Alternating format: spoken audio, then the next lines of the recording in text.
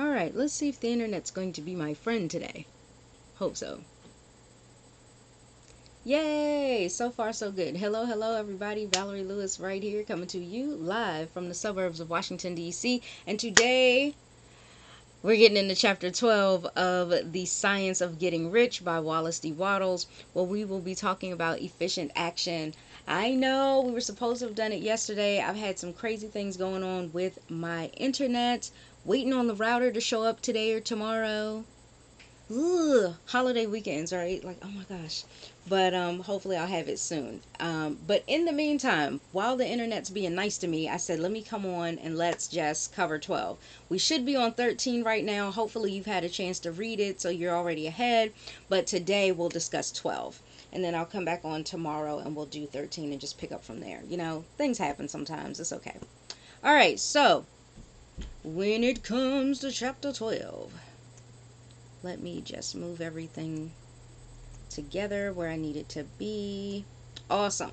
So grab your book, open it up, let's go. I've got mine open here. And as usual, we jump right in with that first paragraph that Wallace brings up. It's always powerful, just right from the beginning. And he talks about how you must use your thought as directed in the previous chapters. All right, so you'll have to watch some previous videos if this is the first time you're seeing me. And begin to do what you can where you are. And you must do all you can do where you are. Okay, don't half-ass it. All right, don't just say, oh, I tried it, I dipped my toe in. You got to go all in. You got to do as much as you possibly can with the time you're given in that particular day. Okay, so he goes on to say you can advance only by being larger than your present place, and no man is larger than his present place, who leaves undone any of the work pertaining to that place.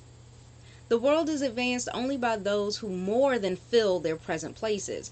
Think about that. We talk about that a lot. We talk about outgrowing relationships. We talk about outgrowing jobs and being ready to move on into different chapters in our lives. Well, that that happens. We see it all the time. It happens in business as well, and maybe that's what you're looking to do. So for those of you who are a part of my regular audience, you know, when we deal with online marketing, it's the same type of thing. Sometimes you get started in one business. I know I did. Got started in one business and I kind of outgrew it. I did everything I could do in that space, which got me to the point that I can do the things that I do now, which is so much easier. All right. So, the only way that you're going to be able to move forward and find a way to leave where you are in order to be where you want to be is you've got to do everything that you can in the now. And in order for you to do everything you can in the now, you have to be grateful for where you are. You can't have resentment or anger for being where you are in this particular circumstance or this state that you're in right now.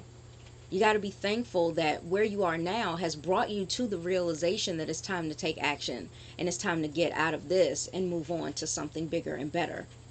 So that's always really important. So are you guys, am I coming in okay? Hope so. All right. Okay, so I thought that was really cool. So he says, if no man quite filled his present place, you could see that there must be a going backwards in everything. Those who do not quite fill those who do not quite fill their present places are dead weight upon society, government, commerce, and industry. They have to be carried along by others, right, at a great expense. The progress of the world is slowed down, it's retarded only by those who do not fill the spaces they are holding, because they belong to a former age and a lower stage or lower plane of life, and their tendency is towards degeneration. So no society could advance if every man was smaller than his place. Social evolution is guided by the law of physical and mental evolution. Even in the animal world, evolution is caused by excess of life. When you just got too much life you living in this one form, you got to evolve into a new form. And we do that mentally, we emotionally as well. Hello. Right? When that caterpillar is too big to live inside that chrysalis, it's time to bust out. and be that butterfly, right? And for you, maybe you're feeling like that. Maybe you're in a job where you just feel all hemmed in. You're just totally closed in. You're like, I can't breathe. I got to get out of here. I'm so much more than this, and I'm ready to move on. Well, what you do to get out and move on is you do as much as you can in the now. Continue doing your best work where you are now, and that will cause a presentation of a new opportunity for you. Okay, and also having that faith and purpose of getting into a new place, right? Okay. um yeah, so and something else, he goes on to say there would never have been new species had there not been organisms which more than filled their places, and the law is exactly the same for you. Your getting rich depends upon you applying this principle into your own affairs. Okay. But I was just going to say, the world, could you imagine if there weren't people who decided to think smarter, to think outside the box, to come up with new, innovative ways of doing things? If we didn't have the inventors who were at once the rejects and once called nerds and once called, the antisocial, because they just were overcome with these ideas that they just had to get them out, right? They had to sketch them out on paper, or they